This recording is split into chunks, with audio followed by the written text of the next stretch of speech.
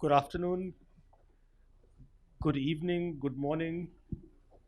This is because this is live, um, and it's our second hybrid event.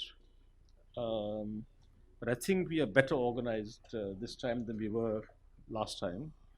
Um, it, Welcome to everyone, and despite all the rain and everything, you're here because of what, even the slightest bit of rain in Delhi causes road jams in the city.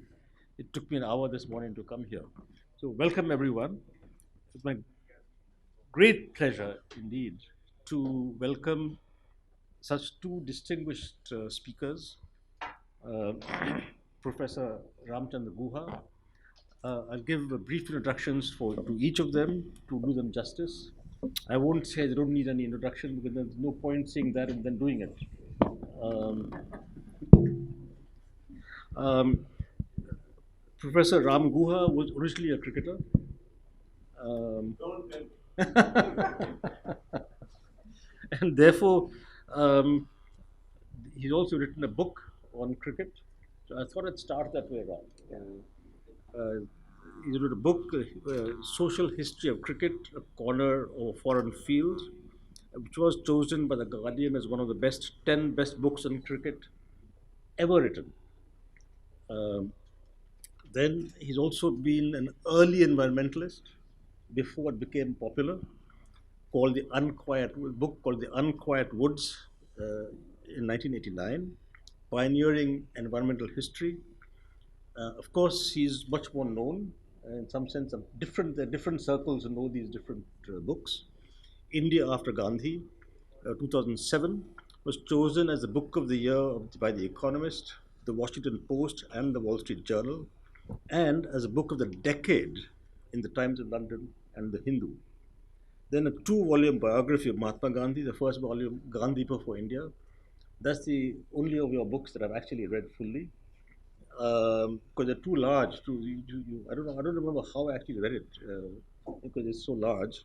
So now, of course, having welcomed you here, I'm now inspired to read the other books one by one. It was chosen Notable Book of the Year, New York Times, and the San Francisco Chronicle. The second volume, Gandhi: The Years That Changed the World, was chosen as a Notable Book of the Year by the New York Times and The Economist. One thing that I should mention about Gandhi is the only thing I will mention apart from the conversation. The Aspen Institute started, I think, in the 50s, this major program of getting only chief executive officers of the largest companies in the world at Aspen, I think 30, 40 at a time every year, starting with the US, then they did Japan, then they did other countries. And then they also, once in 1997, had a session in Goa, actually, which I was present, and it was the same trainer who came. And he asked at the beginning of the session, who was the greatest man who ever lived? And it was what we call a secret ballot.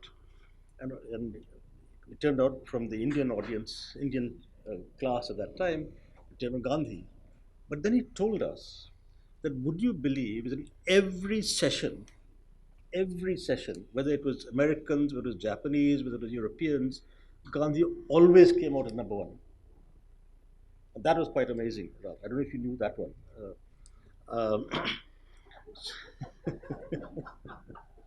Um, um, he's got a whole host of awards, which I won't go through. But you can just imagine with all these books, is just an amazing number of awards. Um, I'm going second on Professor Mehta because Ram will speak first. Um, but the idea came because Professor Mehta, Uday Mehta, is a distinguished professor of political philosophy at the Graduate Center for City University of New York for almost 10 years now, Uday. So he's been distinguished for 10 years, you know. The distinguished professors we have here only for the last 2 years or so. So he has great seniority over the rest of us here.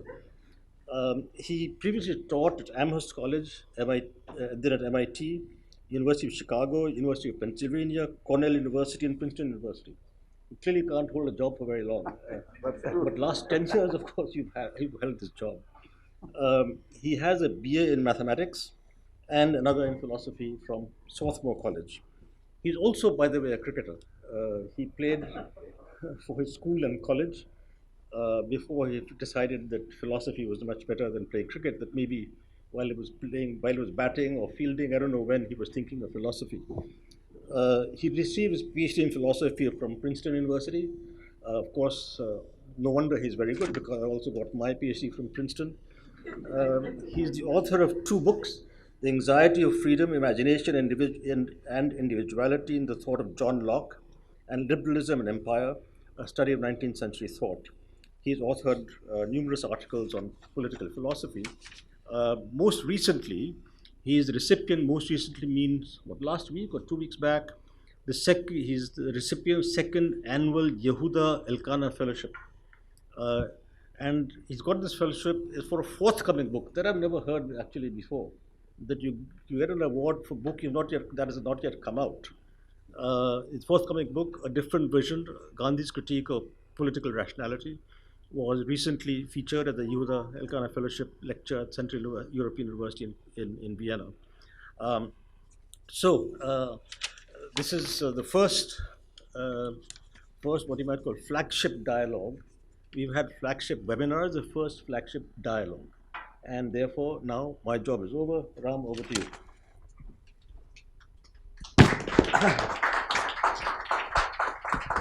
Thank you, Rakesh.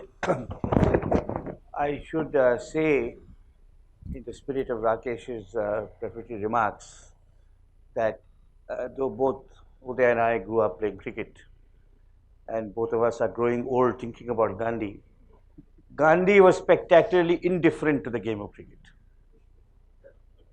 So it's a great privilege to be engaging with Uday Mehta. I am a biographer of Gandhi. Uday is a political philosopher who works on Gandhi. So one can think of it as someone interested in Gandhi's life, experience, action, in conversation with someone interested in Gandhi's ideas, thoughts, argument, process of reflection. So of course, Uday is also interested in Gandhi's life, and I'm also interested in Gandhi's ideas, but our perspectives are different, hopefully complementary. While reflecting on Uday's writings on Gandhi, which I'll come to in a minute, and how strikingly original and perceptive they are, it struck me that for a very long time, Indian political philosophers and political thinkers neglected Gandhi, scorned Gandhi. They would not have voted in the Aspen seminar. If you ask them who's the most original Indian thinker, Gandhi would not have figured on the list. Indian intellectuals of an earlier generation accepted that Gandhi changed society, that he made history, but they were much less willing to acknowledge that he had interesting original ideas of his own. Some of them thought him a backward-looking medievalist opposed to progress. There's a whole school of Marxist writing on Gandhi, debunking him for being a backward-looking chap, more interested in vegetarianism than proletarian revolution, and so on.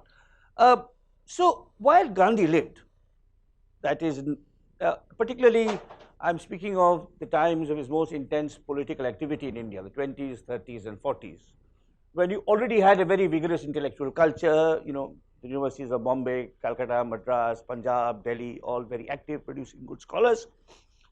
Indian intellectuals admired Nehru, they admired Ambedkar, they could have perhaps admired Savarkar, because they thought people like them, like Nehru and Ambedkar, men of ideas and men of action, but not Gandhi. There was probably only one exception, who is sadly forgotten today, who was a Bengali anthropologist called Nirmal Kumar Bose, who wrote some very insightful books on Gandhi's in the 40s. He did the first major anthology of Gandhi's writings, and he also wrote a book called Studies in Gandhism. But he was very much an outlier, in the kind of intellectual world of India at that time, who admired Gandhi for his spirit of sacrifice, his courage, his ability to mobilize people, but they did not think that he had anything interesting or original to say about the problems and dilemmas of modern society. And this continued through the 60s and 70s. I mean, when, say, Rakesh or Joymini were in college, no one was really, your professors were not really talking about Gandhi. They were talking about Marx, they were talking about Lenin, Possibly they were talking about Nehru or Tilak or Gokhale when it came to Indian political thinkers, but not Gandhi. This started changing in the 1980s, and I'd like to acknowledge the important early work of Ashish Nandi on Gandhi and modernity, of Margaret Chatterjee, the philosopher, on Gandhi and religion, and of the political theorist Partho Chatterjee on Gandhi and civil society.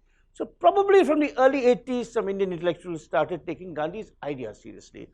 And now there's a brilliant second wave of Gandhi scholarship, of which Uday is a preeminent exponent, along with other people like Akil Bilgrami and Karuna Mantana. So it happens all three of them, all the three names I've indicated, all live in New York. So maybe New York has a certain heterodox attitude to intellectual life. So there's a brilliant new wave of Gandhi scholarship emerging from Indian political thinkers and philosophers. And that's where Uday's work comes in. And our conversation today, Uday has written very widely on Gandhi. He has a book coming out, which I'll be one of the first readers of whenever it's published. But I'm going to focus on the unpublished essay, which is probably a chapter in his book, with the fascinating title, Gandhi and Patience. Gandhi and Patience. And we'll, over the course of our conversation, cover the different dimensions of Gandhi and patience as very perceptively and carefully elucidated by Uday in his fascinating chapter. But what I found it, I found it utterly absorbing and illuminating, and you can see the number of pages of notes I've made on one chapter in his book. I don't know how much we'll be able to cover in our conversation, but this chapter on this essay on Gandhi and patience begins with a most intriguing comparison between the 18th century German philosopher Immanuel Kant and Gandhi. And Uday argues that Kant identified human enlightenment, as I quote in Uday's word, something attitudinal, hence disassociating it with a particular time or a region of the world or a level of material and cognitive achievement, or with a series of social and political processes. So enlightenment in Kant's view was independent of society, politics, economics, or with caste, race, gender, ethnic groups. It was, says Uday, for Kant, enlightenment was the courage to think. The courage to think. Now, as Uday points out, I was absolutely struck by this argument and comparison in detaching the concept of enlightenment from unmooring it from particular social, political, cultural configurations. Kant was very different from other great and influential thinkers like Marx, John Stuart Mill, Lenin, for whom progress was very much more historically rooted and identified.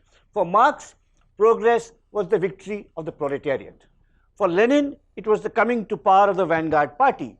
For Mill, it was universal franchise and representative democracy. That's progress, that's enlightenment.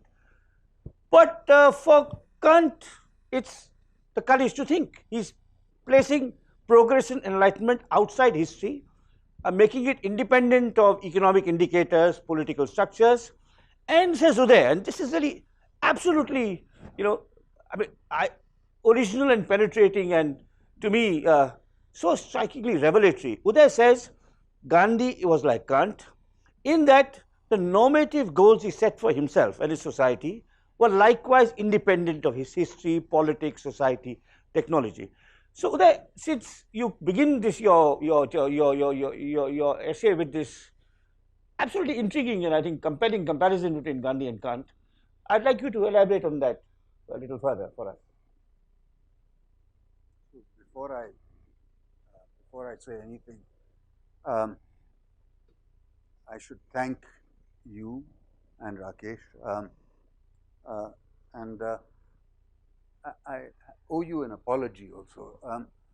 A friend of ours, a mutual friend of ours who could have been here, Arvind Sethi, once asked me, I went on this fellowship, and part of this fellowship was I could invite up to 5 people or 6 people to discuss this forthcoming, what I hope is my forthcoming book. And when I told Arvind about this, he said, I assume you've invited Ram Gua. And I said, no, I haven't. Even though I've learned much from Ram Gua, and I respect him, I think I respect him, of all the public intellectuals in India, you and Pratap Bhanu Mehta are the two I respect most for their courage. I haven't invited him because, he's a historian and my work is philosophical. Now, your comments make me realize just how wrong I was. Thank you. Thank you. You are a deeper philosopher than most philosophers I have encountered.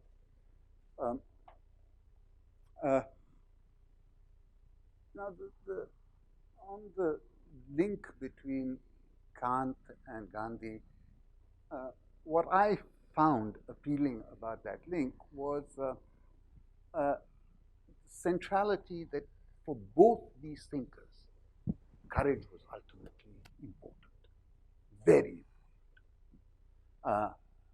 In this essay, What is the Enlightenment? Kant ends the first paragraph with this reference to Horace, the Roman poet, from some epigram of his, Sapere aude, have the courage to think.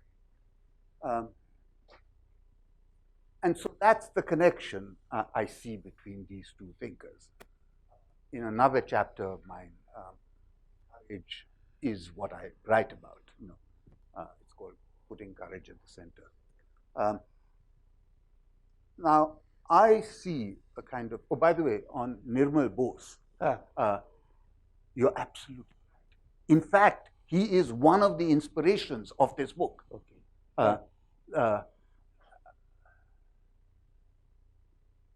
He wrote a book called My Days with Gandhi. That's right, that's right. Yeah, yeah. So that book I've read. Yeah. And you're right. Much scholarship on Gandhi doesn't take his ideas seriously. Yeah. And, that's what this project is all about, taking Gandhi seriously as a thinker. And I should say at the outset, after having studied Gandhi for several years, I now think of him as conceptually one of the most interesting thinkers I've encountered. And that in itself is a pretty surprising thing because as the Aspinwallas said, he is known for motivated millions of people, brought millions of people into the fold of public life.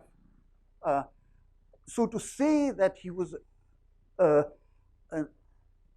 first-rate conceptual thinker, I think is to say something.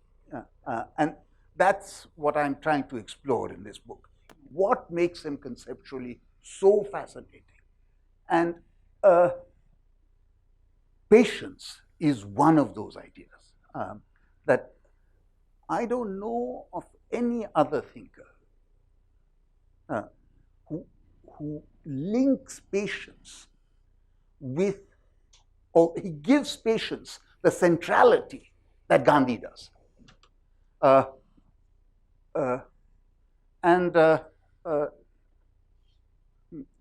As this chapter elaborates, I think patience is important for Gandhi because it's linked to these other things. It's linked to violence. It's linked because, ultimately, or I think for him at least, ultimately most forms of violence stem from impatience. So that I'm going to since you spoke about violence, I'm going to just jump ahead a little bit in my notes and talk about how Gandhi's ideas of patience reflects on different kinds of political strategies.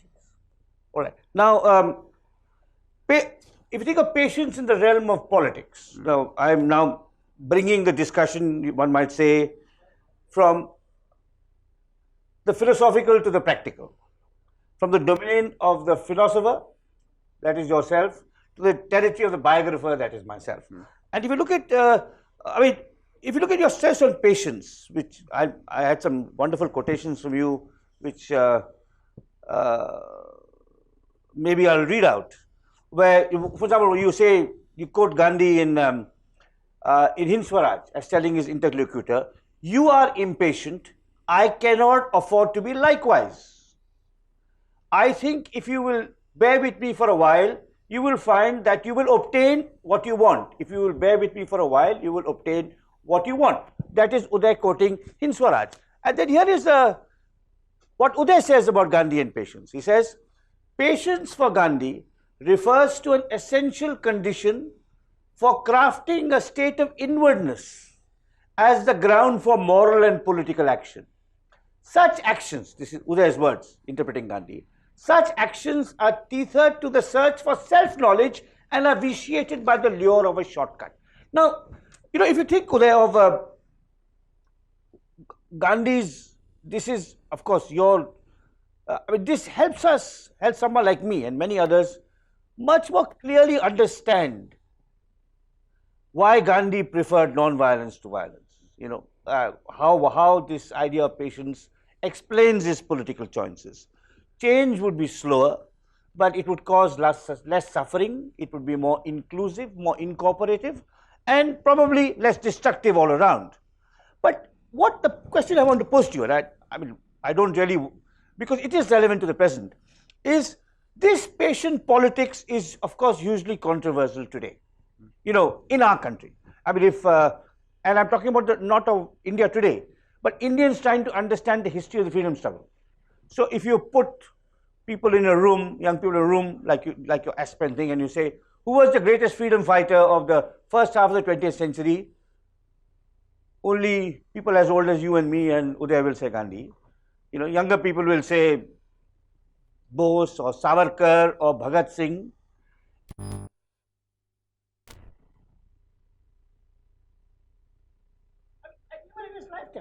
Even in his lifetime, of course, in Hind Swaraj, which you explicate, the reader is advocating violence. And but the young are impatient for quick change.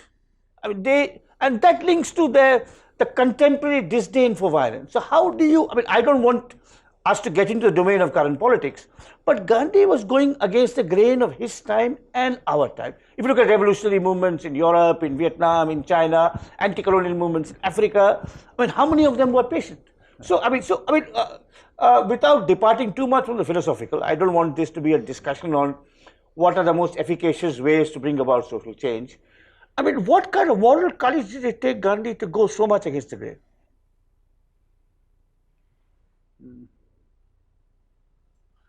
I think of what I want to say in response to this question. But, you're absolutely right. Gandhi's relationship to patience is almost directly linked to his concern with violence. Let me give you another example. A few days ago, a couple of days ago, in my home city of Udaipur, there was this brutal act of killing. And my daughter, who's sitting there, asked me this morning at breakfast, what would Gandhi say about this? And I think the first thing Gandhi would say is he would condemn the people who did this killing. The second thing I said to her was he would look at the broader context that had vitiated this atmosphere. So, I think he would have pointed a finger at this government or whatever. And the third thing, perhaps most interesting, and I can't say I fully understand this, is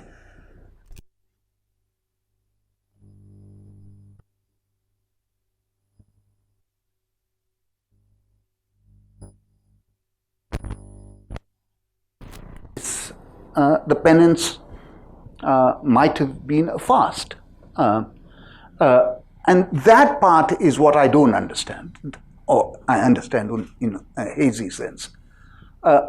That's the part that's related to the spiritual, I think. Why does one suffer for somebody else, or why do somebody else's actions lead us to suffer? So think about this. What he would have criticized about this act is surely the violence. But he would have not stayed with that. He would have looked at the broader context in which this violence occurred. And that's where he would have, I don't know, pointed at whoever, the current government. And that's what I find interesting about him. That's what I think we all have to learn from Gandhi. Okay, go on. Go ahead. No.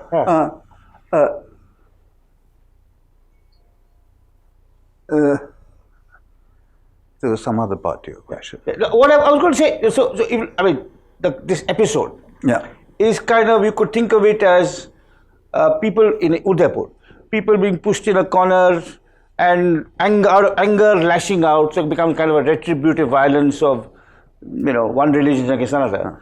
But if you were, in some ways, that's a more straightforward position to take, that it's wrong, it's abhorrent. But if you go back to Gandhi's own lifetime, so Hind Swaraj, which you talk about, now Hind Swaraj is written in the context of when Gandhi is still in South Africa.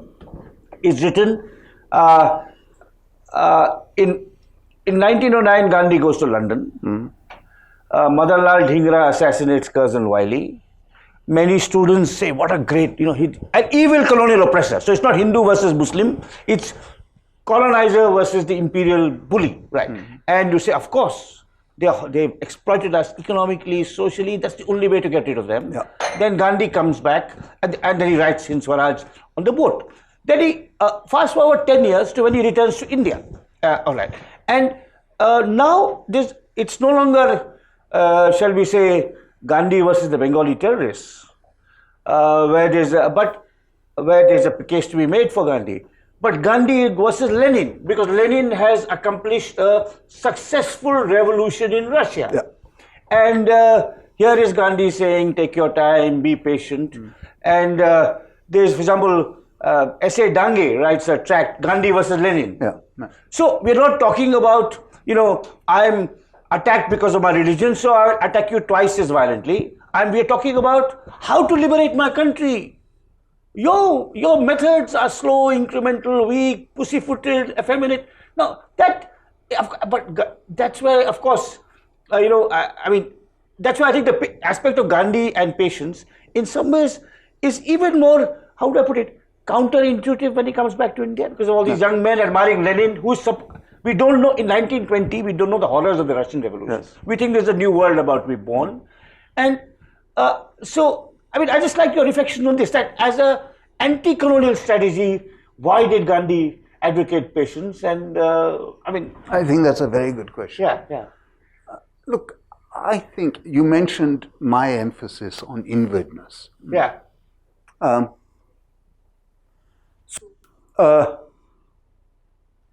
The typical nationalist, change can come about quickly. So the typical nationalist thinks that because exploitation is happening, the British are here, they're foreigners, etc., and all we have to do is get rid of them. And then we'll be independent. That's not how Gandhi thought. Gandhi always thought you have to prepare yourself for freedom, to be truly independent. And therefore, in Hind Swaraj, he often, the interlocutor, asks him,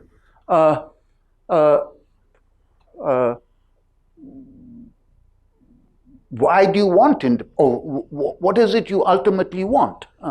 And Gandhi says, no, You can't say, I ultimately want freedom. Or ultimately want only political freedom. Yes, yes. We have to make ourselves ready for that. So there are various points in the book where he resists answering this question. Why don't you want freedom now? And I think the answer is we're not ready for it. We have to make ourselves ready for it. So on that, I mean, that's a fascinating way of putting it. So when Gandhi says we are not ready for it, Sunil Khilani once actually in a review of my Gandhi biography wrote something I wish I had the smartness to put in my own Gandhi biography. He said Gandhi was not fighting the British, he was fighting India. And so to link that to what you say over there, that is it that Gandhi is saying we have to be fully free, we have to learn for Hindus and Muslims to live together, for Dalits not to be discriminated against, or is he saying that? He's also saying that, but he's saying something deeper. It seems something deeper. Okay. And the way I can bring out this deepness is that in this famous book by Ambedkar, The Annihilation of Caste, Ambedkar says, what is essential to Hinduism is the caste system. What is essential to the caste system are the hierarchy of castes. What's essential to the hierarchy of castes is this untouchable class, and therefore we should just abolish Hinduism. Gandhi's response is to say the caste system is supported by prejudice. It is supported by prejudice, but it takes time to get rid of that prejudice. And Ambedkar, I should say, ends that book by saying, therefore, the priestly class, even if you abolish Hinduism, the priestly class must be sanctioned by the state. So what he's saying in effect is you should have a kind of exam like the IAS or the IFS exam to sanction who can be a priest. So the abolition of caste turns on the power of the state. Gandhi's position is completely different. He interjects this element of time into this. He doesn't want to rely on the abolition of anything on anybody else's power. So it's not the power works in a kind of you can switch it on and switch it off. That's the image that Gandhi doesn't like. He thinks to get rid of power, you have to get rid of this image of power being like a switch. Because the powerful actually think they can modify somebody's behavior through their power. They don't think that power itself requires a time, a duration to acquire.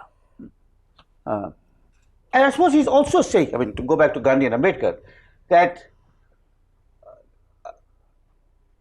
I should have said, so for most us,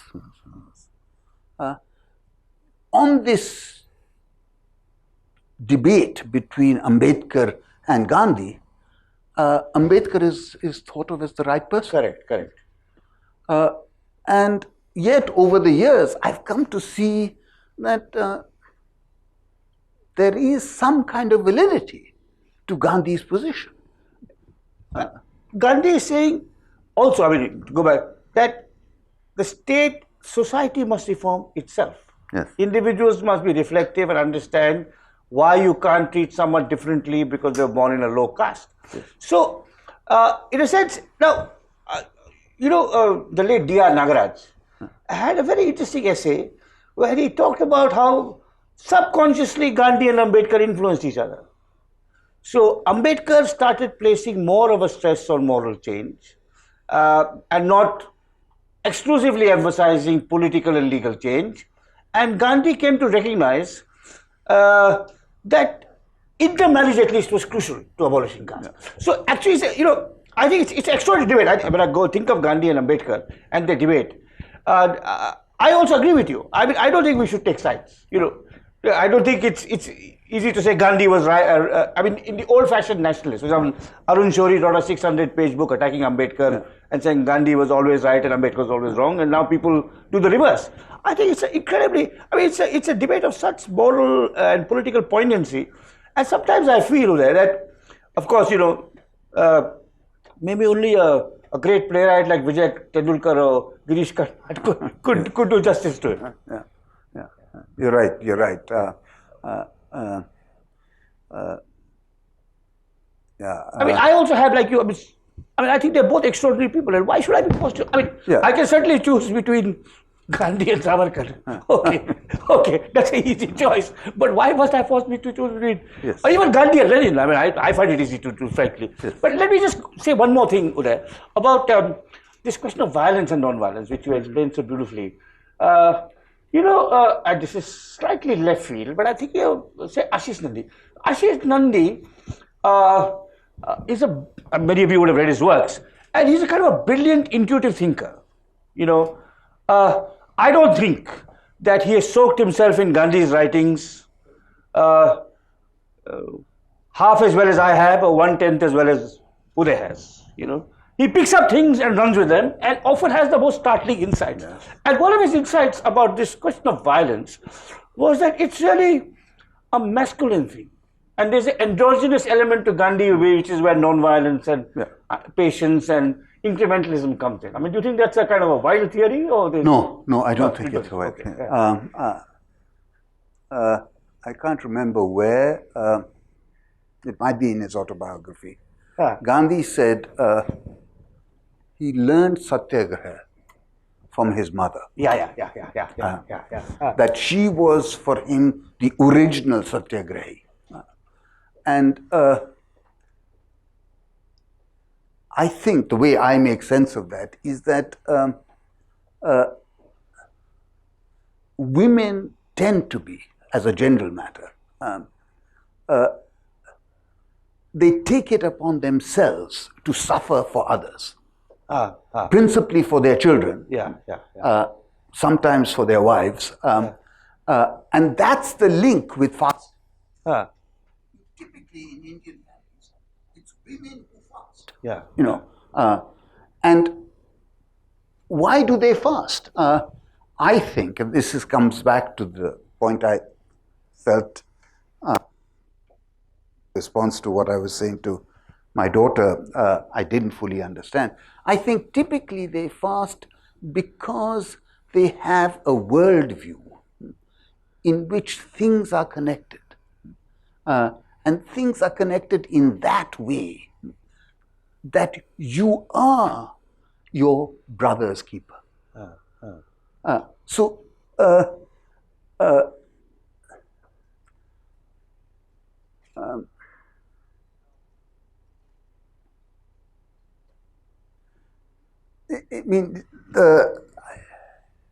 I think it's Nirmal Bose who says Gandhi's aspiration was to be a woman. Yeah. And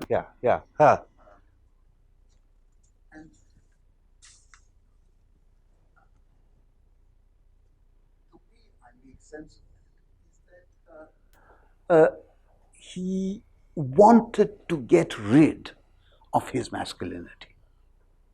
And celibacy was one of those things. Somewhere he says,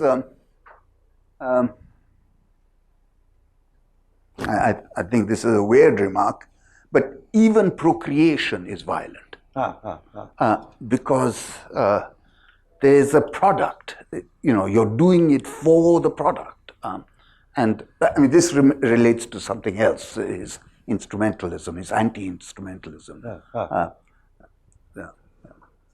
I may not have said enough about this androgynous. One of the fascinating aspects of his, Uday's paper talks about Gandhi and patience, and I said it's completely compelling and original, and to me, new way of understanding Gandhi as a philosopher, thinker, actor, reformer,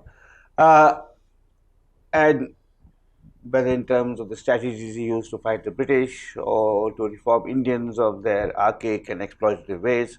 But Uday also talks in his paper, very interestingly, about the role of patience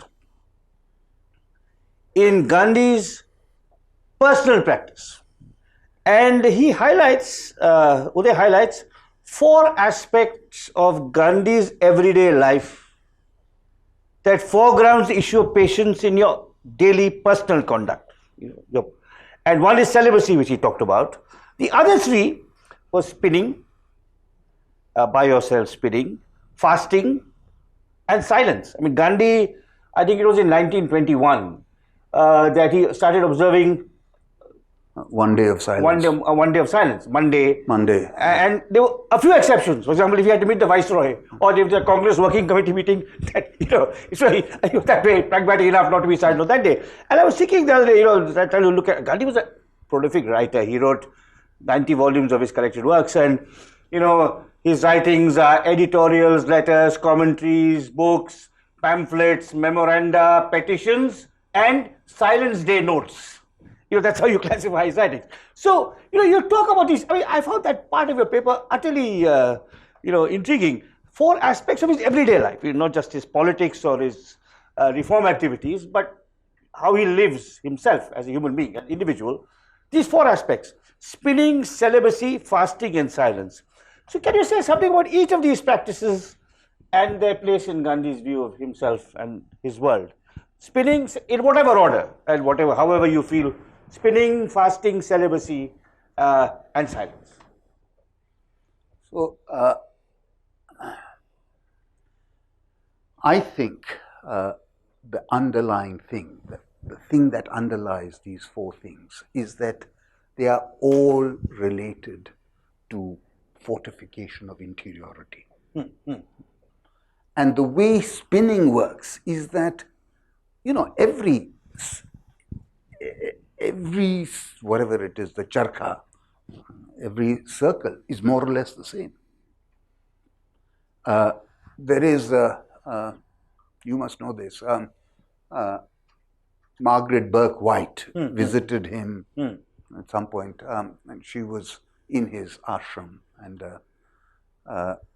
he said to her, "Go and learn spinning." And then when she came out of the room where she was learning spinning, he asked her, "How was it?" And she said, "It was boring." And he said, "That is what it's meant to be. That is exactly what it's meant. Because that boredom gives you a sense of interiority."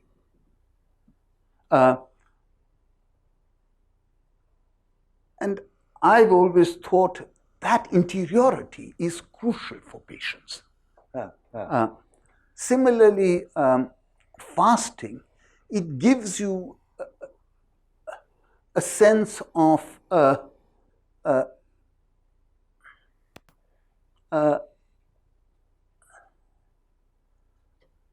mortality. You are getting yourself closer to that point where you reduce yourself to nothing. That's the limit of fasting. So it's making yourself, taking yourself out.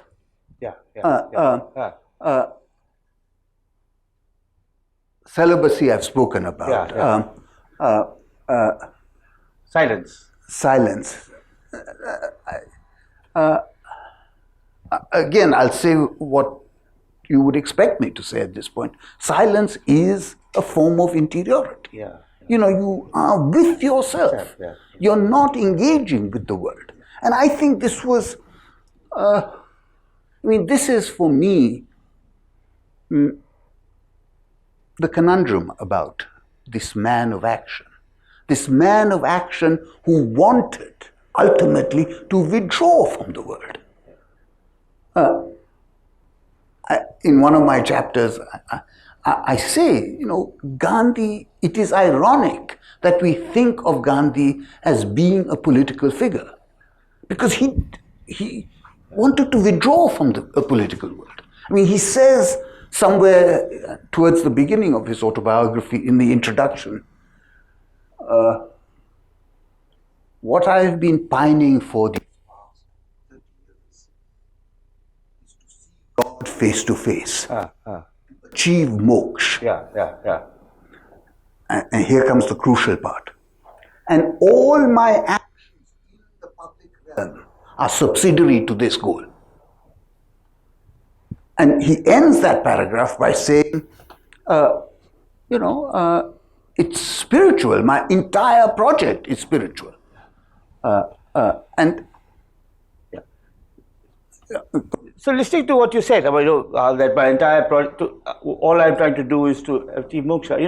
Very relevant. The maverick British anthropologist Beckham Indian, who was my first biographical subject, was very interested in Gandhi at one stage of his life, and he says Gandhi wants to be a combination of Ramakrishna and Vivekananda.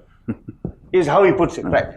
To be alone with himself, with the divine, and seek moksha, but also to transform the world. And of course, he's trying to do both. And maybe instrumental reading would be to prepare himself for changing the world. He has to achieve this discipline and self-control and restraint. But of course, as you point out, that's not how he saw it. Yes. He didn't see it in instrumental terms. But I want to, in a sense, inject an element of critique. So if you look at these 4 practices that you have so beautifully explicated, spinning, celibacy, fasting, and silence, and their place in his everyday life, at least 3 of these 4 practices involve an element of coercion on other people. Mm-hmm. So spinning, the spinning franchise which he brought in I think 1924 after he came out of jail, the year he was president of the Congress for the first time, that every member of the Congress must spin, which Tagore famously opposed, right? So that there's coercion in spinning. There's coercion in celibacy, as on those who is imposed, not just Manu, which Nirmal Bose talks about in his book, and Nirmal Bose leaves Gandhi because of but also his disciples. When JP wanted to marry Prabhavati, he said okay, but no sex after marriage. When Kripalani wanted to marry Sucheta, he said okay, but no sex after having had his fill of sex and 4 children. So I think there is coercion in spinning, there's coercion in celibacy, and there's also coercion in fasting, most famously on Ambedkar during the Pune fast. So silence absolutely is a practice of patience that is voluntary, self-imposed, and without any cost to anyone. But the other 3 have, not always, but at least in the way Gandhi enunciated them and practiced them, spinning, celibacy, and fasting, in practice had an element of coercion. Which other people suffered. So I have 2 things to say about that. One, Ashish Nandi said to me, he says, you have to remember, Gandhi was not always Gandhian. A lovely line. That's a lovely line. That's a lovely line. Yeah. The other thing is, this is a conjecture. I don't know if this is what Gandhi had in mind. I suspect it was some version of this. He was saying to Kripalani and JP, you should try and develop that kind of interiority that will make you appropriately strong to act in the freedom struggle. Again, following the Pune Pact, Gandhi's fast, I think, was not, I'm sympathetic to Gandhi, I can see that, it was not to coerce Ambedkar. It was to get himself, this is the part of Gandhi I understand least. This is a form of penance. This is a view in which the spiritual is what matters to Gandhi. And I think, I know it's commonly considered as a coercive act. I think those who think of it that way, they have a right to think of it that way, but they're wrong. It's not the most sympathetic understanding of Gandhi. I agree. I mean, that particular fast it had multiple motivations. Yeah.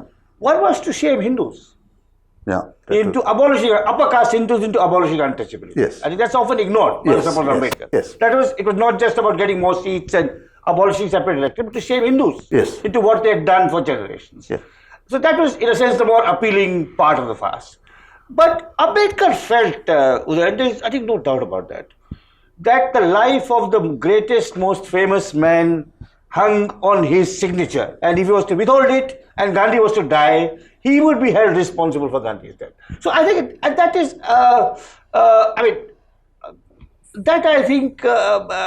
and he felt, in a sense, unfairly pushed into a corner because Gandhi was in jail.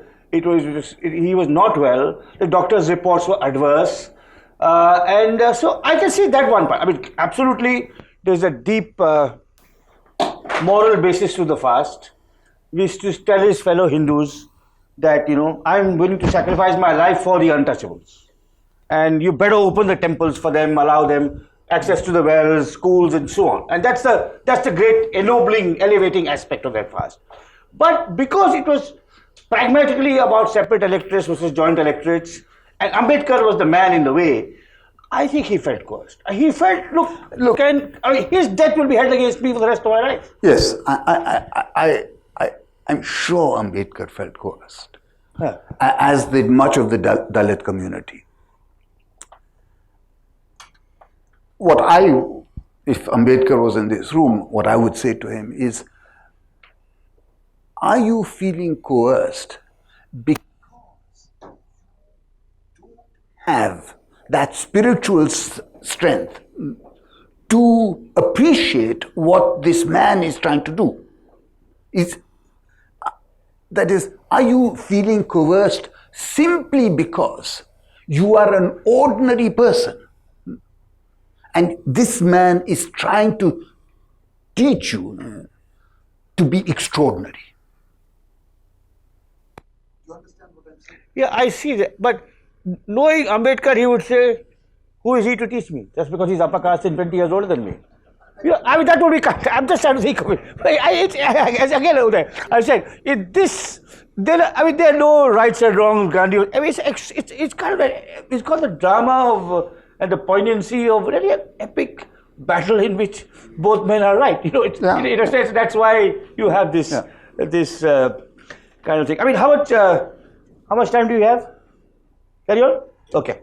So we've got lots of things that have emerged from Uday's writings that I want to talk about. Now I want to move, Uday, about something else, which is again a striking aspect of your paper and of great contemporary relevance, in my understanding. Where you talk about the encounter of civilizations and religions. And you quote, there are two long quotations, one from Gandhi, as quoted by Uday, and one Uday's own writing. So please bear with me on the encounter of Indic and Western civilization, or Hinduism and Christianity, and so on. And here is Gandhi telling the British in Uday's paper, Gandhi's words, I quote, "Only on condition of our demands being fully satisfied may you remain in India. And if you remain under those conditions, we shall learn several things from you, and you will learn many things from us. So doing, we will benefit from each other in the world. But that will happen only when the root of our religion is sunk in a religious soil." So here is Gandhi telling the British, give up your political and economic control over us. But that does not mean you have to all depart and take your ships back to your lonely island. You can stay with us, and we can learn from you, and you can learn from us. So this is a quotation from Gandhi. And to this, this is Uday's gloss, his understanding of the possible future of the Indo-British relationship after formal colonialism ends. He says, I quote Uday, but Gandhi is insistent that only a relationship anchored in a religious seedbed holds the potential of both groups overcoming their respective self-betrayal and of learning from one another. Moreover, in this repositioned relationship between the English and the Indians, Gandhi says the broader world would learn from their interaction. And suggestively, there would be the possibility to which in this passage as elsewhere, Gandhi makes explicit reference that there might be no reason for the English to decamp from India. Now, this is, of course, in today's world, driven with xenophobia and paranoia, not just in our country, but in England, in America, in Russia, in China, in Turkey, and wherever else. I mean, it's quite extraordinary. And so, of course, I'd like you to reflect on what Gandhi, how Gandhi understands this, but also this particular thing he stresses, and which you also emphasize, that the relationship must be anchored in religious soil. Yeah. So, tell us about it. So that passage from Gandhi, which you quote, starts with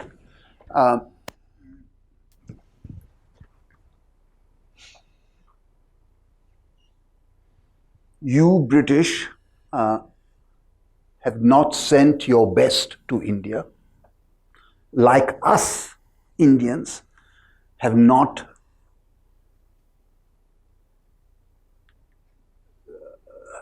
the Indians who engage with the British are not our best. Okay. So it starts with a theme of self-betrayal. Okay. Both communities,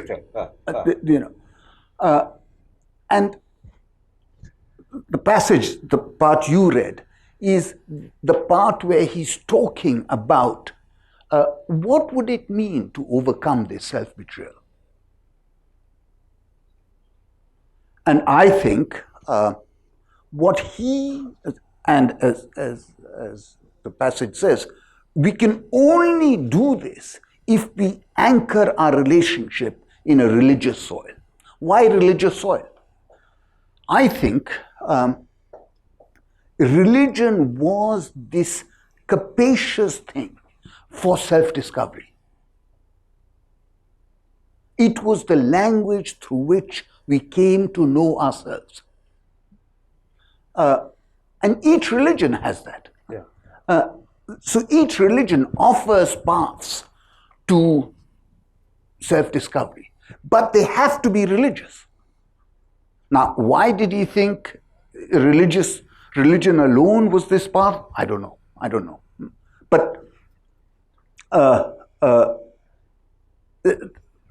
that was a feature of Gandhi's thinking. You know, he was a religious man.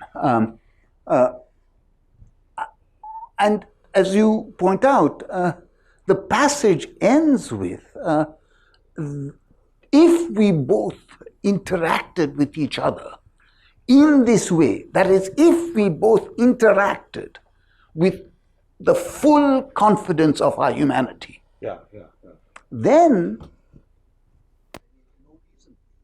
you would have gotten rid of the central feature of imperialism, which was its hierarchy.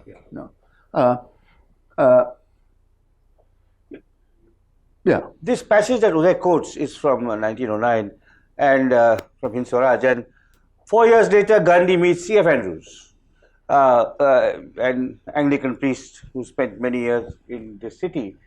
And the friendship they forged over the next 3 decades was, of course, the deepest, some ways the deepest of Gandhi's life. And I just don't want to depart too much from Uday's talk, and his thinking. But you know, it's quite extraordinary that, at least as far as I know as a biographer,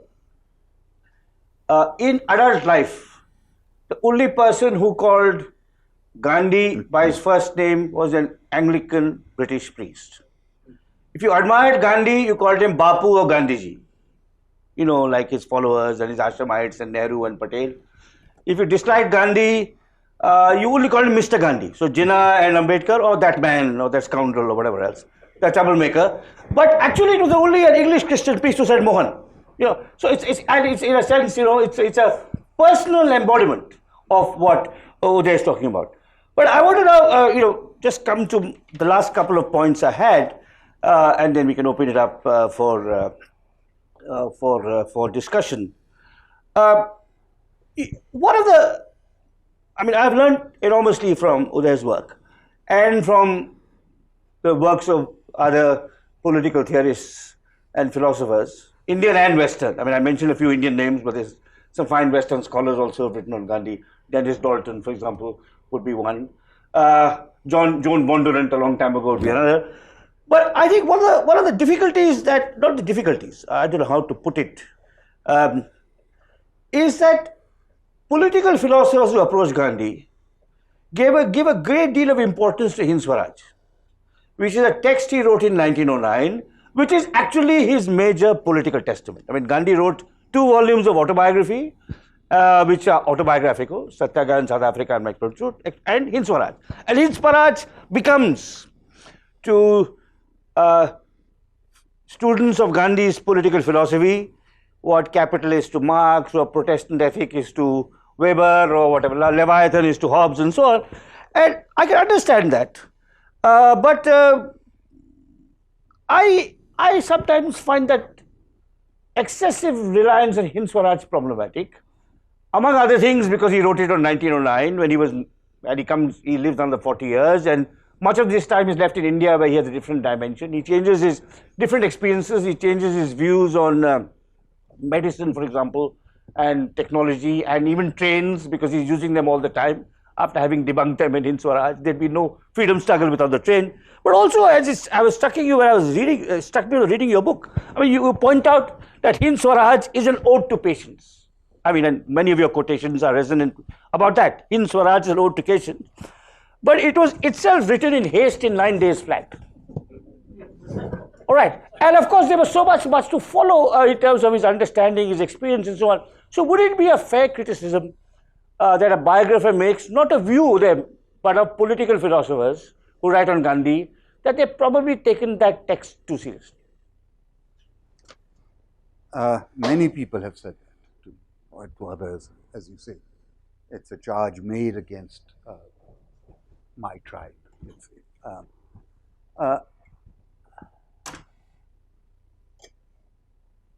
I think you've answered your own query. It is the most philosophically coherent thing. So that's a reason why. I mean, we are not biographers. We're not biographers. But if you were to study Gandhi seriously as a thinker, that's where you would go. But why not to all his writings in Harijan and Young India in the 20s and 30s, where he's reflecting on many of these? Yes. He's writing about technology, he's writing about medicine, he's writing about caste, he's writing about violence, he's writing about fasting, he's writing about spinning. Yeah, I mean, I in other chapters which you've not read, I don't think you've read, I talk about those other things. Okay.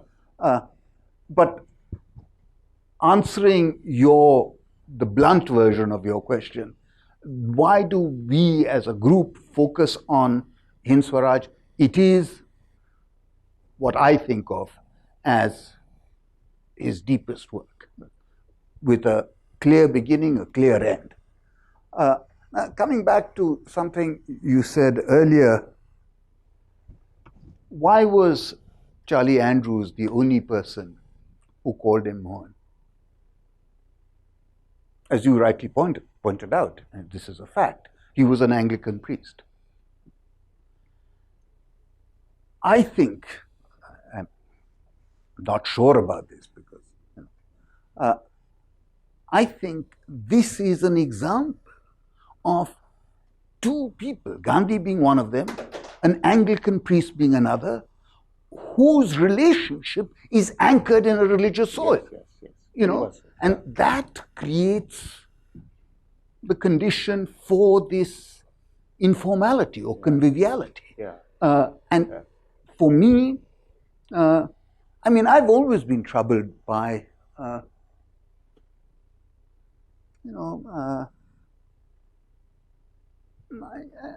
don't think it's appropriate to call Bapu or Gandhi Bapu. And the other thing about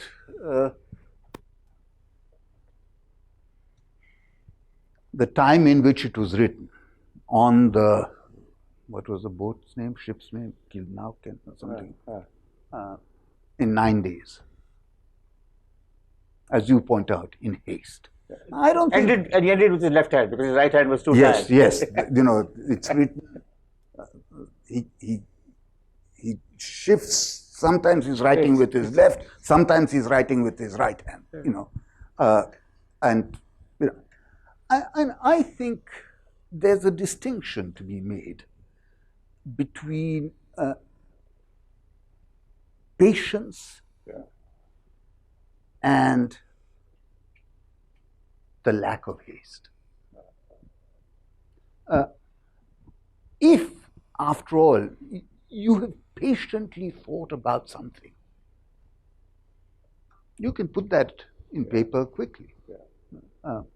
So the fact that a particular activity is done quickly doesn't mean that it's not been backed up by years of thought or years of. But yeah, except that I would say there's also years of thought to follow, that follow, and I think that often it gets underplayed. Now, I want to, I mean, I'd love for there to be some audience questions. I don't want to monopolize Uday. But Uday, I had one last question, and then I'll end with a quote from your paper. But first, the last question, before I end with the quotation. Among the many striking lines from your essay is this one. And I picked it up. I found it very striking. Some others may not. And here's the line. There is frequently a nursing tone to Gandhi's words. This is Uday writing. There is frequently a nursing tone to Gandhi's words. Now, Gandhi, of course, was a nurse in real life during the Boer War, the Anglo-Zulu War, and of course, the First World War, right? Now, Uday, can we metaphorically see Gandhi as nurse to a civilization, attending to its wounds and patiently aiding in the process of its self-healing? That's a very good interpretation. I mean, the other thing that I think it relates to is nurses, at least back then, tended to be women. Yeah, of course. Yes, of course. And in that sense, it was, I thought about this word a lot, by the way. And isn't it the part of the paper where I quote this poem by Wordsworth? Yeah, that's it.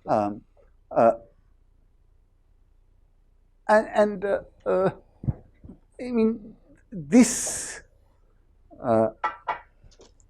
is an instance where this androgynous part of Gandhi, I think, becomes vivid.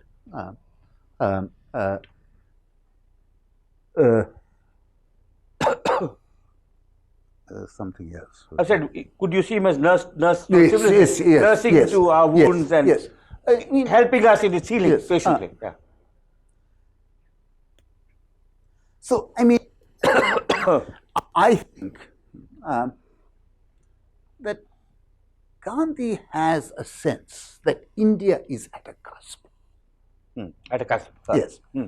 It can either go the way of modern civilization or it can retain what it already has.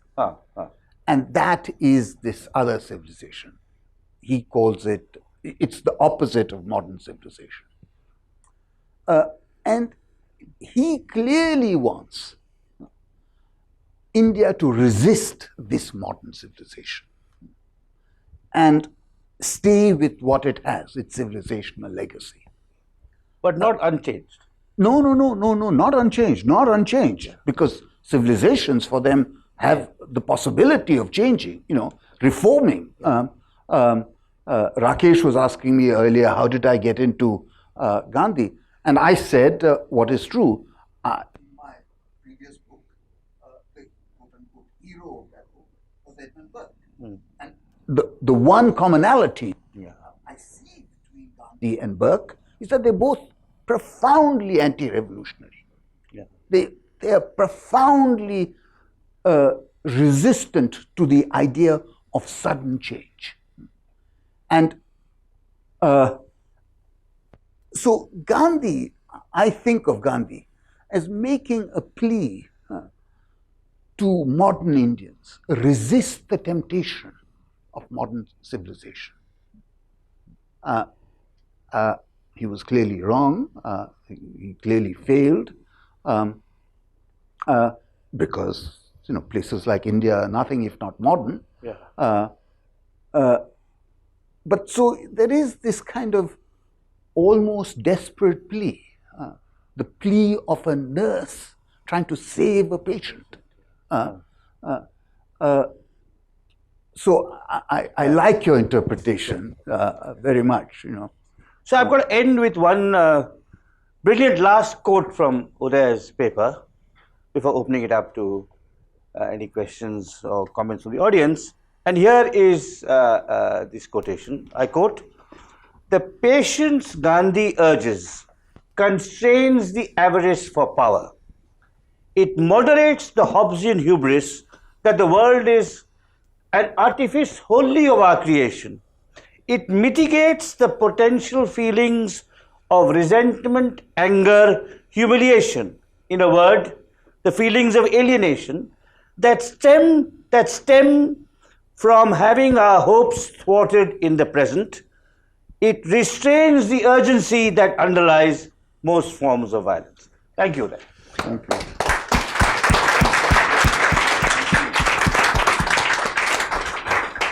Thank you. Thank you very, very much, both you, Ram and Uday, for really thoughtful dialogue. I think I can say with confidence, Vikram, that in the 10 years or so of the life of this institution, first as Brookings India and now as CSEP, we've never had anything like this. Such a thoughtful, deep thinking dialogue. So we have about 15 minutes for discussion. While you think of your question, let me start with one, which is both addressed to you as a biographer and to you as a philosopher. That from whatever one has read of Gandhi's early life, he was a very ordinary fellow, both as a kid, then when he went to England. He went to South Africa because he failed to, in some sense, earn his living in India, both in Mumbai as well as in Ahmedabad. Rajkot. Am I right? Rajkot, right? Yeah. Yeah. So the question, both a biographer and a philosopher, is that when you think of him, say, as a philosopher who had sort of very complex thinking, right? I mean, he as you were telling me earlier, thing didn't just come out of his head. He'd read a lot also at some point, right? So how, with that kind of very ordinary beginning, certainly until he went to South Africa, how did he become, in some sense, a philosopher? And then same thing for you, Ram, that given what he did in the world of action, again, with that kind of upbringing, that kind of life in the beginning, what one reads, sort of the popular thing is everything changed when he was thrown out of the compartment. And so that is not true, but that's the sort of popular version. So, question to you both while you think of your questions.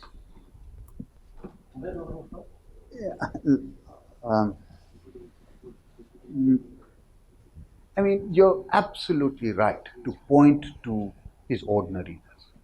He came from a middle class background or middle caste background. He was an unexceptional student. There's nothing exceptional about this man, and I think that tells us something quite significant about him. How did this unexceptional man do these unexceptional things? And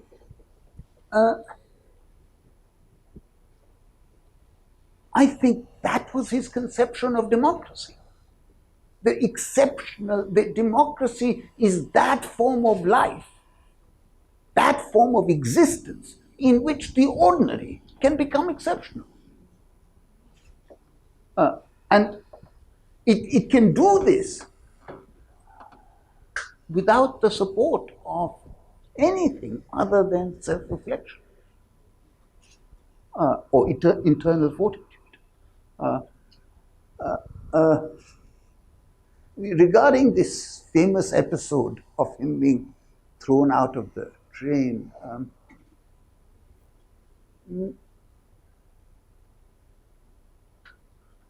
I think it's not quite as clearly a racist episode, the way it was portrayed in Attenborough's book, etc., in Attenborough's film.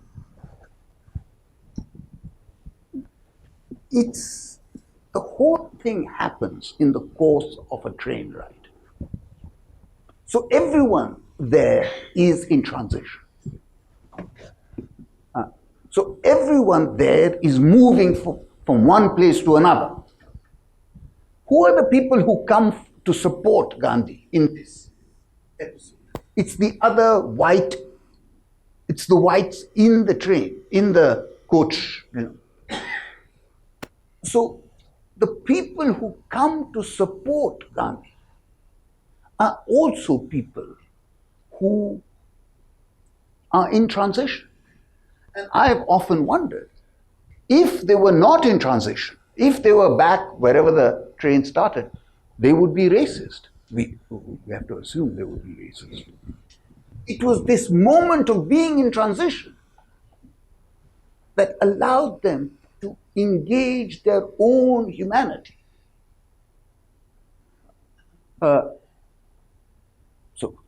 Thank you. Ram? So,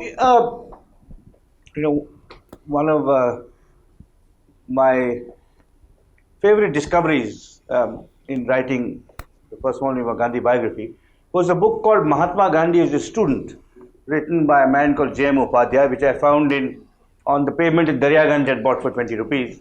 And to my great delight, no previous biographer had used it. But more importantly, this man had been headmaster of the King Alfred High School in Rajkot.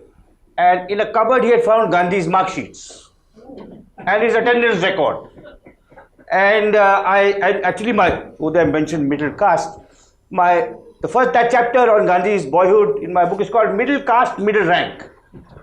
Now, there's a certain distinction in getting a third or a fourth, and a greater distinction in getting a first, but the greatest distinction is actually if you're in the middle. And I found these mark sheets, and of course I wrote about them, but J. Upadhyay ends his book by saying, where he describes these mark sheets and his spotty attendance record, he says, the line goes something like this. It is often said that Gandhiji made heroes out of common clay. His greatest and undoubtedly most successful experiment was on himself. But Einstein had a very mediocre record. I talk about Princeton and your common Princeton connection. If you read Ronald Clark's biography of Einstein, you'll see Einstein's school mark sheets, and you would think that he would be the greatest physicist ever. But I think that Gandhi's transformation, to me as a biographer, is actually because he goes to South Africa. It's because he fails in Bombay, And I often, that wonderful Gothic building, the Bombay High Court, where he failed as a barrister, Whenever I pass it, I offer a silent player. Because if he had succeeded, Uday and I would not be in conversation writing books on Gandhi. Now, I think if he had succeeded as Rakesh, if he had succeeded as a barrister, all his clients, or 95%, would have been Gujarati Banyas like himself. And he'd been settling their kinds of cases. I think it's and of course, he fails in Rajkot. It's the escape, where, the person who invites him is the Muslim. The person who funds his satyagrahas is a Parsi. His friends who he meets in a vegetarian restaurant are Jewish. When there's an attack on his life, the person who saves his life is earlier Christian priest Joseph Doak. The people who save his second satyagraha are Tamil laborers. Of course, not that Gandhi was not himself always questing and searching and thinking, as Uday so beautifully points out, but I think it's the range of his experience that failure allowed him, and that life in the diaspora, permitted. I think that really makes it. Thank you. I asked them this question because what they told me themselves, they were both indifferent students, busy playing cricket and tennis. And then, First, I want to thank you both for a really enlightening conversation, and Professor Mehta, some really great insight about patience and its relationship to nonviolence. But without taking away from that, I do want to question you a little bit on this whole issue of celibacy as an expression of in Gandhi's life, as an expression of patience. It is in many cases, yes, celibacy is seen as helping develop interiority, but I'm not sure that was the case with Gandhi, and I'm sure you know the whole story about Gandhi's father died while Gandhi, he was with his wife. He was having sex with his wife. And so there's this whole issue, and Erik Erikson, the psychoanalyst, has written about it. And it does make you wonder if today he would have been able to go to a therapist and deal with that, with the guilt. Would celibacy have had the same meaning for him? Thank you. I think, and this he says that celibacy, that episode of him having sex with his with Kasturba while his father died, that gave him the insight into the importance of self-control. That, as Erikson points out, that I'm not sure I agree with Erikson on everything he writes in that book, even though I think it is one of the best books written on Gandhi. But that epochal, that crucial moment in Gandhi's life is it's important for many things. One is that it gives Gandhi the sense of guilt that he's working out for the rest of his life. And relatedly, his response to that guilt is to recognize the importance of self-control.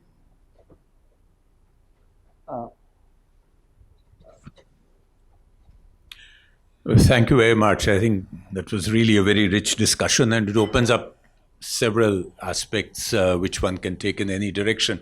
But I'll restrict myself to just 2 points. From what we have read, I mean, both of you have written extensively, spoken extensively on Gandhi. He's obviously a great moralist, a spiritual leader, idealist, I would say, and a very talented, androgynous, ambidextrous nurse.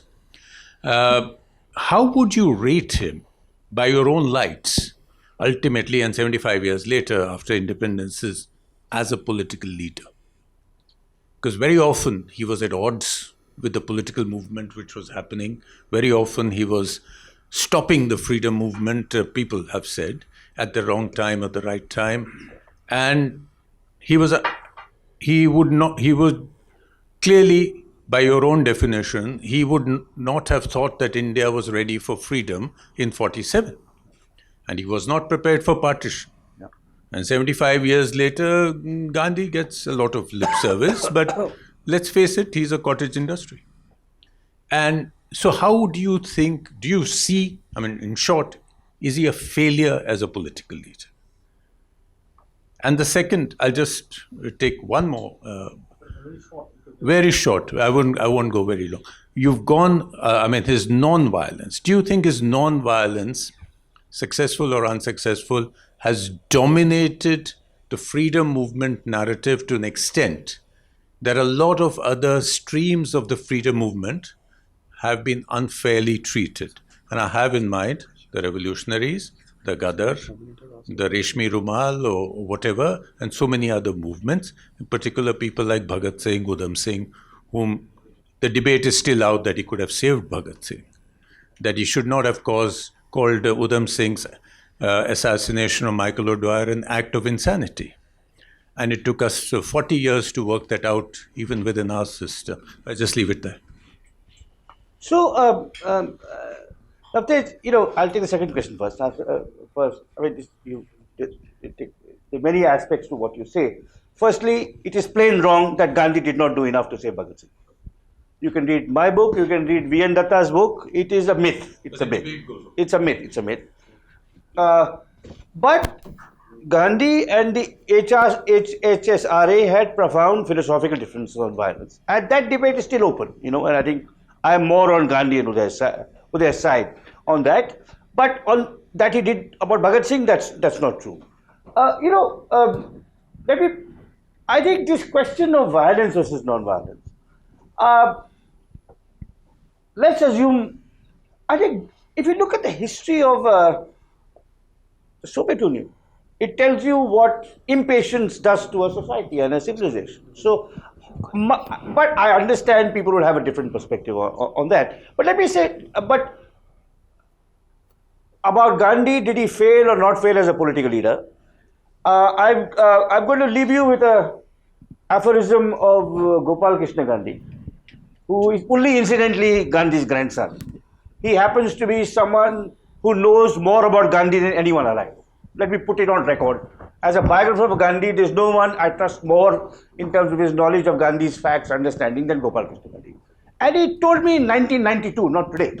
He told me on December 6, 1992, he said this. He said, Gandhi's eventual fate will be that of the Buddha. We Indians will throw him out, and the rest of the world will uphold him. And I think that is where we are today.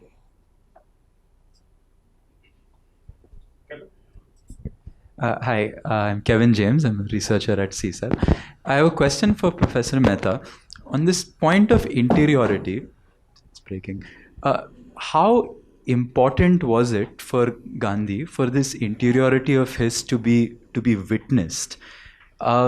He was certainly, as a public figure, he was aware of the fact that the things which he did, perhaps his main motivation was spiritual and interior, but he must have doubtless been aware of the ramifications of it publicly. And if he were to fast as a response to something, how much did he see that as just an external byproduct of his interiority? Because he was also anti-instrumental, as you said.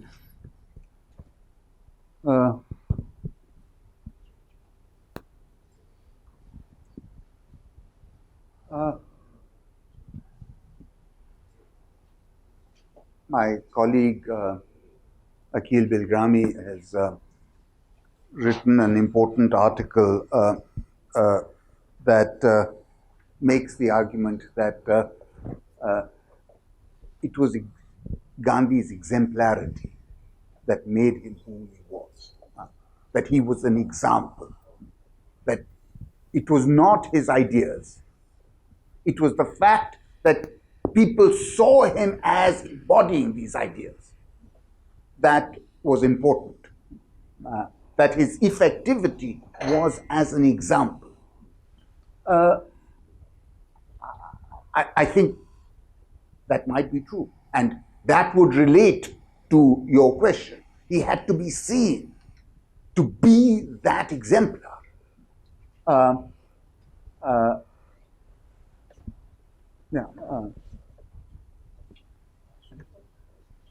Thank you. First of all, let me join others in saying that was an absolutely fascinating conversation you all shared with us. I want to take you back to a question which we started, the question that your daughter asked you this morning in relation to that horrible episode in Udaipur, but in a broader sense. It's a simple question, but it keeps many of us awake at night, agonizes us. If he was here today, what would he say to this community which is under siege? What would he ask them to do? Yes.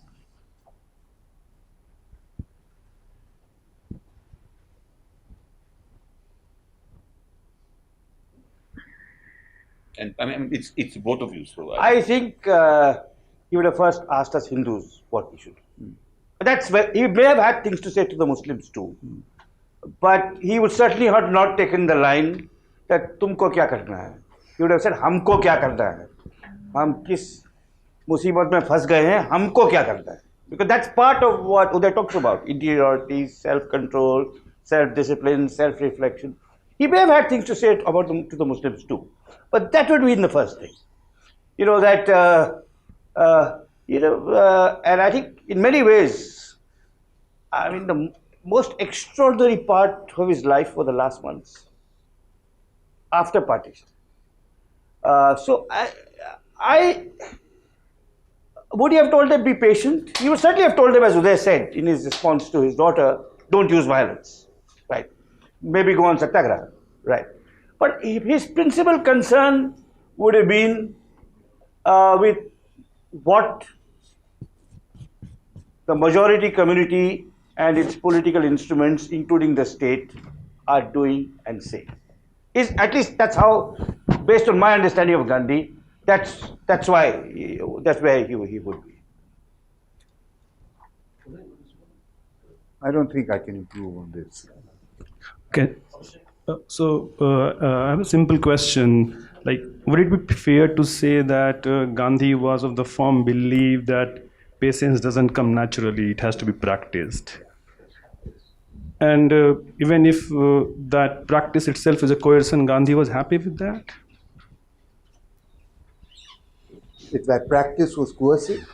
Practice itself is a coercion to a person who is not willing to be patient. Yeah. What might be an example of that? Celibacy. I think celibacy should be understood as a form of encouraging somebody to try and get in touch, as we say in America, with your real self. What I would translate as your self-confidence.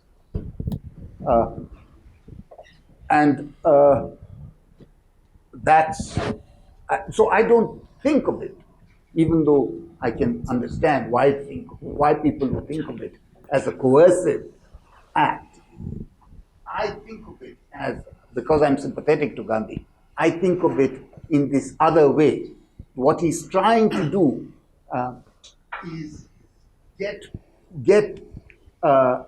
JP and Kripalani to engage with their deeper self. And yeah. Can I just add to what Uday said?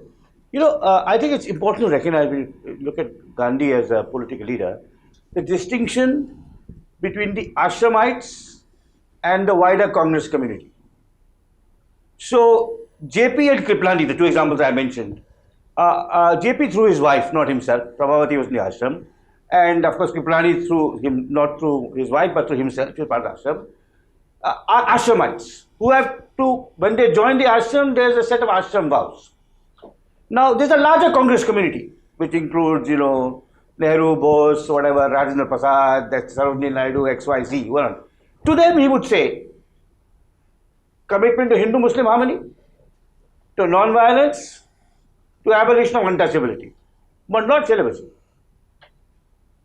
So that's important to understand. Gandhi is not telling every Indian to be celibate, right? Not even every congressman to be celibate, right? He may say, stop after one kid, don't, whatever. But I think there's this core group of followers who are the ashram, who are, in a sense, have to adhere to a certain sense, a sense of self-discipline and self-fortitude, to use Uday's phrase. And I think that's sometimes not recognized, that he was, there is a kind of wider group of, to be an Indian means to be non-violent, to treat Muslims as equal to Hindus, and to abolish untouchability. It doesn't mean you spin every day, you don't put, you only eat fruits, you don't eat meat, and whatever else is the complicated diet that he follows. So I think that distinction is important. Thanks so much for the conversation. I've been trying to think about this relationship between patience and violence. Professor at Political Science at University of Pennsylvania, earlier at Yale. And thank you so much. I've been thinking about this relationship between patience and violence. And there was a comment early in the discussion about his idea that most forms of violence stem from impatience. And I'm wondering how we think about that now, 75 years on. Was that diagnosis, in fact, correct? It's very easy to look at forms of violence that can often dominate news as acts of impatience in the moment. An act of violence is often sudden. But the currents that lead to violence, including many of the forms of violence that we see today, not just in India but elsewhere, are often the form of a lot of patience, or political movements, or social movements that have been incredibly patient. And so I'm wondering how to think about that relationship between patience and violence, or rather patience and non-violence, and violence and impatience, and whether actually that was privileging certain expressions of violence or certain forms of violence. There are also, many forms of violence, both spectacular and mundane, that require a lot of patience and kind of everyday structuring. So just thinking about that.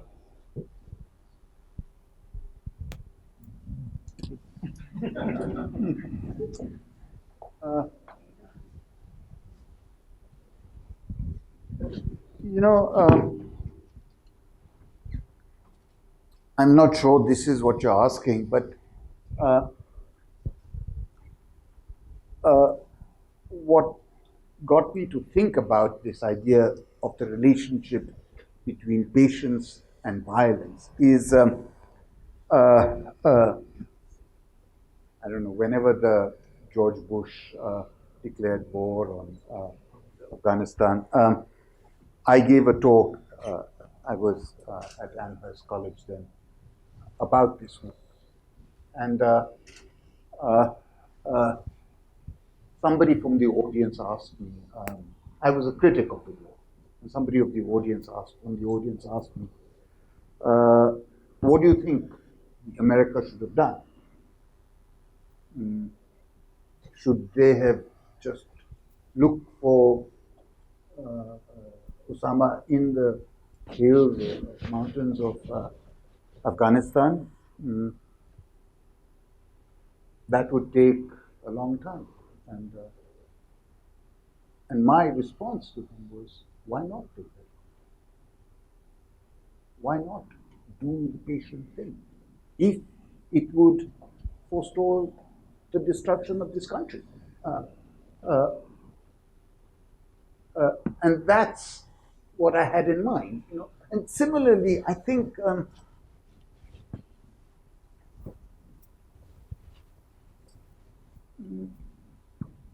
there are other examples, where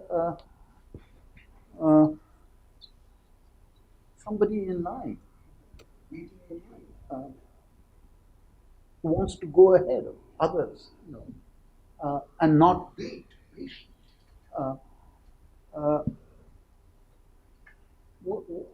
What is she trying to do? It's usually a he. I know. I'm trying to be politically correct. Not always. That was politically incorrect. No, he was angry. She beating the line. Yeah, she. I mean, we've all seen that. I think of that as a form of violence, trying to break the line, and it's also clearly a form of impatience. You're not prepared to stand in the line. Does that adequately answer your question? I think so. I think that there are certainly some forms of violence. So I don't want to. I think there are definitely forms of violence that are impatience, and impatience can lead to violence. But there is also a lot of violence that comes out of patience. Yeah. And that a lot of the violence, so many of the examples we're talking, it's hard to not see the parallels with structures that enable violence today. There were movements, that were ascendant now, that were regarded as irrelevant for most of this time. They were incredibly patient. And so I think that the idea that patience necessarily will be nonviolent, that the patient option is necessarily nonviolent. I'm not even talking about daily suffocations, which are also very patient and can also be very violent. And so I guess that's the framework in which I'm thinking. I'm not denying that there are forms of impatience that are violence.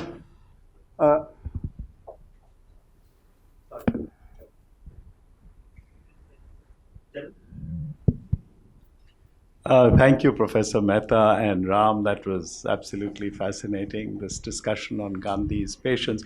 Ram, you just mentioned that, Gandhi will be forgotten, just like Buddha has been here by many people, and there are other countries who follow. But between Buddha and Gandhi, there have been other people like Guru Nanak, the Prophet Muhammad, and Jesus Christ. Depending upon which country or which area has a majority of one religion or the other, one could find instances which show that these people who are, after all, founders of religions in some ways, is it inevitable? There's something about human beings en masse, when we look at ourselves en masse, that we are incapable. So we need to keep having these kinds of discussions, both in relatively private forum like this and in wider forums, to keep reminding ourselves, because it's all there already. Gandhi was not teaching us, patience is all very good, but as I said, when you think of Guru Nanak, the other gurus, in the face of considerable violence to their persons, and Prophet Muhammad, you can argue how patient he was or not, I have to be very careful there, and Jesus Christ, and before that Buddha, and before that other teachers. What is it that needs to be done? I feel for all of us, not just in this room, but more broadly, to keep some of these lessons alive, because we have all the religious teachings, it doesn't seem to help. So my answer to that would be, Gandhi did not found a religion. Gandhi, I think that's where Uday is coming to it from an absolutely correct perspective. Gandhi was like Kant. He was a moral philosopher who also happened to be a person of action. So in that sense, I only mentioned the Buddha because the Buddha was Indian, and of course was Nepalese, okay, South Asian. But there was a kind of at least if conventional narrative is to be believed, there was a concerted popular counter movement to extinguish all that remained of the Buddha. And what we are witnessing in India today is actually a concerted counter movement to extinguish whatever may remain of Gandhi. And of course, this takes different dimensions. It could be the non-violence issue, it could be the Hindu-Muslim issue, it could be, economic decentralization issue and so on. But that's why I thought of that. So I think I think the importance of the work, to just go back to where I began, the importance of the work that Uday is doing, or his colleagues, Akhil Bidrami and Karuna are doing in different ways, is to actually show, because essentially, even Indians thought Gandhi is not a thinker. He's just a person of action. And actually, he is one of the modern world's, you don't have to agree with him, but on every aspect of our life, on individual conduct, on technology, on the state, on economics, on culture, on religion, on language, he has interesting and original things to say. And I think, in many ways, that's what is so attractive about what Uday is trying to do. Is in the West, of course, he's not traditionally, and not Indians take him as someone whose ideas and not just ideals, but ideas you grapple with, and who challenge you to think more deeply about yourself and the human condition. And I think that's why not just that he was a freedom fighter, and as Navtej said, and as Navtej rightly said, maybe we gave him too much importance. There was not enough emphasis to the other strands. But Gandhi, I think he is really, he and to a lesser extent Ambedkar are really universal thinkers. You can't say that the same of Bhagat Singh, or however heroic Bhagat Singh may have been, or Savarkar, or whoever else you may want to name, Bose, or they're all derivative. They're not. Their personal courage is exemplary, or the Gadar movement, or their personal courage was exemplary.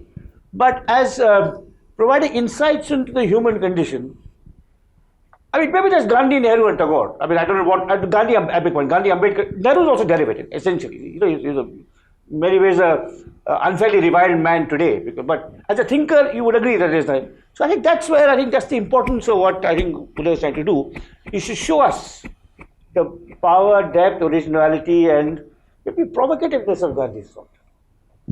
We got heavily over time with the last three questions. Yeah, so there are two parts to my question, which each of you can answer. Then it's on over lines of religion, in the way Gandhi was a thinker and how he relied on religion. It's been a welcoming presence for his followers, wherein they believed in religion themselves and therefore took upon his work. But in terms of just other philosophers or other thinkers who were more so rationalists or more so, let's say, did not follow the perspective of religion as strongly, where did they see Gandhi's philosophy ever becoming a part of that? But to someone who's written so much about a post-colonial world and a post-Gandhi world, where do you, Mr. Gua, see Gandhi being relevant for a generation that looks at religion as being antithesis to rationality, looks at religion as being something that does not favor rationality so much, and then Gandhi becomes a leader that imbibes religion to that extent? How does he become then relevant to a lot of people today? So what was the first question? The first Compared to question. other philosophers, Gandhi emphasized religion. I mean, I suppose compared to the great Western canon, who are not really publicly religious.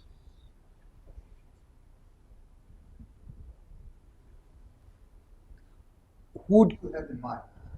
The Marx, I suppose. Marx, Hobbes, etc. I wouldn't say that I have a specific thinker in mind. I would say that if there is that much reliance on religion, then do thinkers who look at religion as being not the sole presence of rationality, or even thinkers in rationalism as a perspective, would they find any kind of political leaning towards a thinker who looks at religion as being so much more important in not just this individual movement, but also in political movements? I mean, look, I think what mattered to Gandhi was not religiosity in the common sense, in the familiar sense. It was that, this is how I translate his understanding of religion. It is that which makes you feel whole.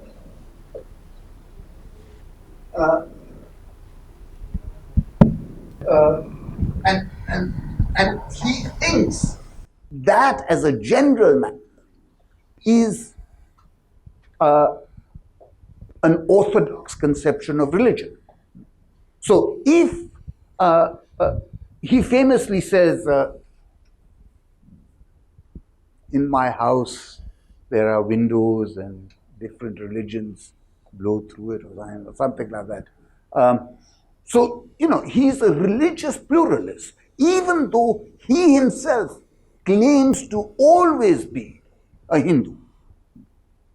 And the way I understand that is that he had a capacious conception of what it meant to be religious.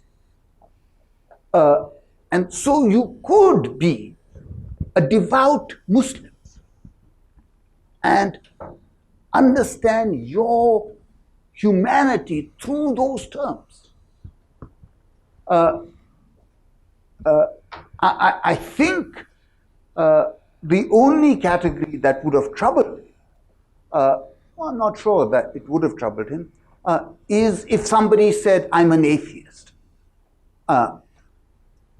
So just to follow up on what Uday said, Gandhi's ideas on religion, I think, are very interesting and complex. So he is saying, all religions are a mixture of truth and error. I mean, he says in one of his South African writings, I think from the 1890s, he says, a religion can be devilish or divine depending on its practitioners. So as Uday says, he's a devout Hindu, but he believes that he sees his fate in the mirror of C.F. Andrews, who is a devout Christian, or Azad, who's a devout Muslim, and that actually enables them to, in a sense, weed out the error and the truth. So you assume the religion you're born in and try and interpret it in the most non-violent, patient, dialogic, incooperative way.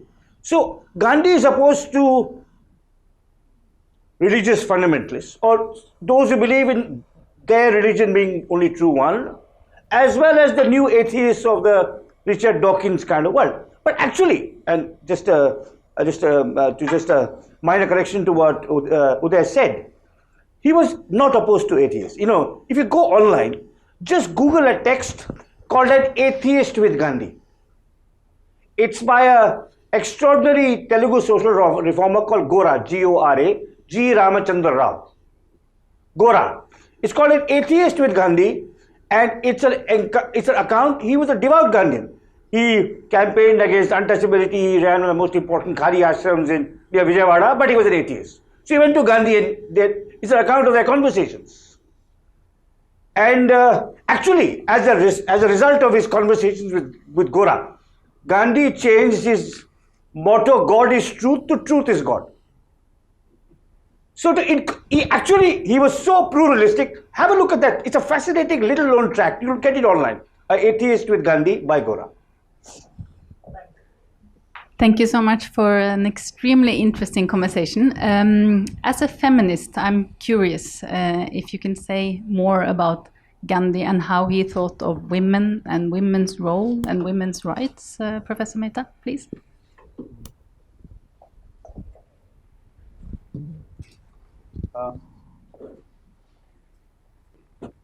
I suspect at the back of your question are these, familiar ideas about, Gandhi and his relationship to women and his what today would be called his sexism. The fact that only women could, no women were allowed into the Salt March, etc. And if I may, also because we are talking about how his ideas are so relevant today, and that he had good ideas about many of the important aspects of today's society, and I feel that women's rights is really one of them. So I think it's important to say something about that too. So, since you bring up the issue of rights,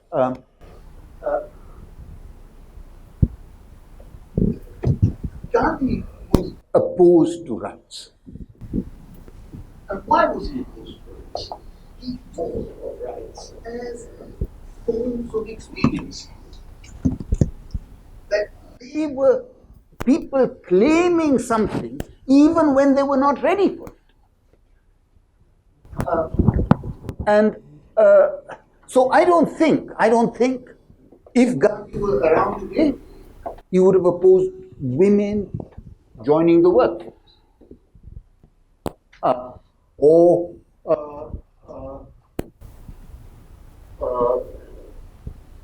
men doing an equal share of housework. And the reason why I don't is because of the time that has passed in these practices.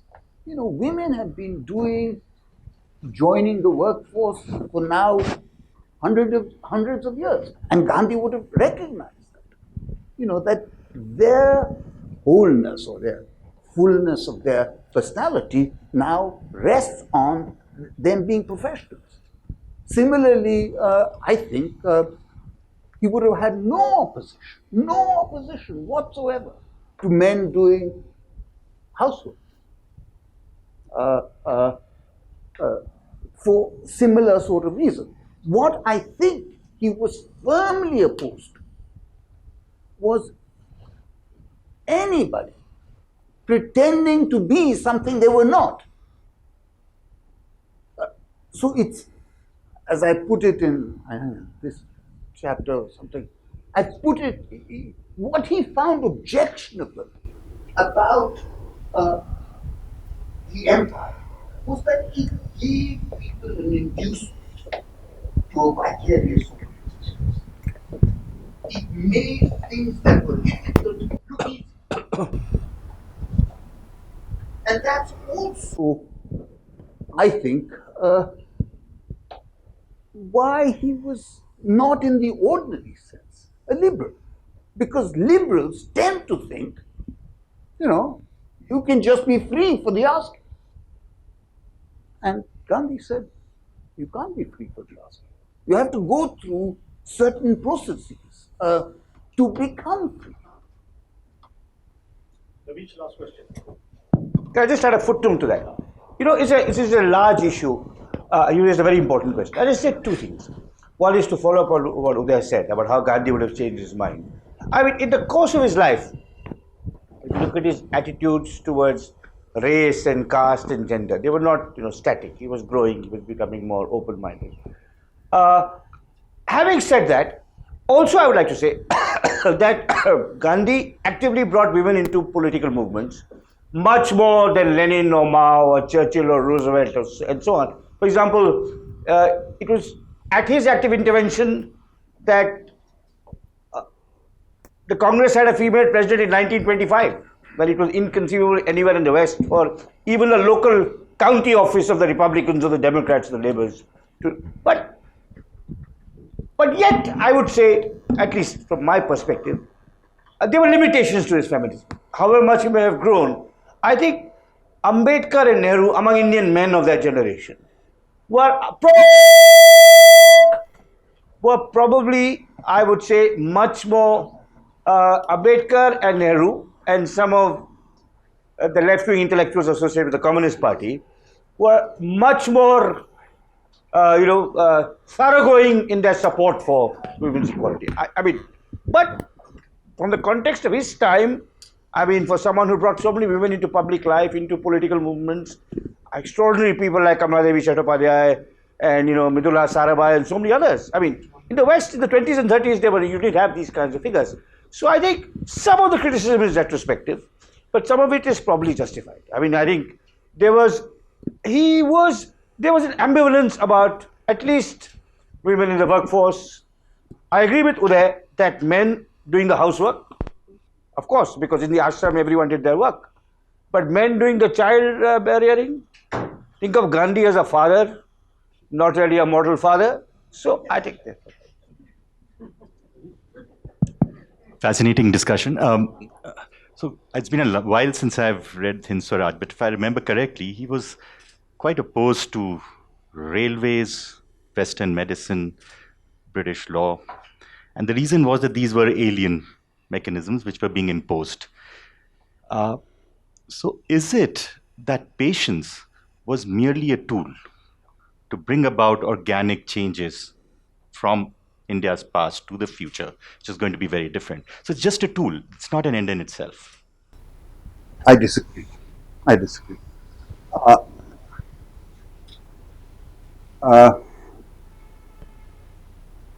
think more or less the most famous part of Hind Swaraj is the long chapter on railways. He's opposed to modern railways. And he's opposed to it for one particular reason, which is it makes journey easy. It's fast. It takes you from one place to another quickly. That's what's wrong with it. And why is that wrong? Because, as he says, he's talking about religious people. So, somebody who's not religious, as he says, can visit the four dhams, the four places that every Hindu is meant to. Even though this man is not religious, he can go to these dhams through the trains, using the trains, and there he would be a stranger.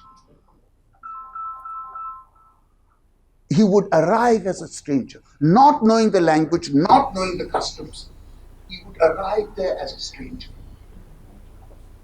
That's what would be avoided if he went by bullock. He would come there through the steady transformation. So the slowness is tied to this act of carrying, deepening your relationship to yourself. Similarly, about medicine,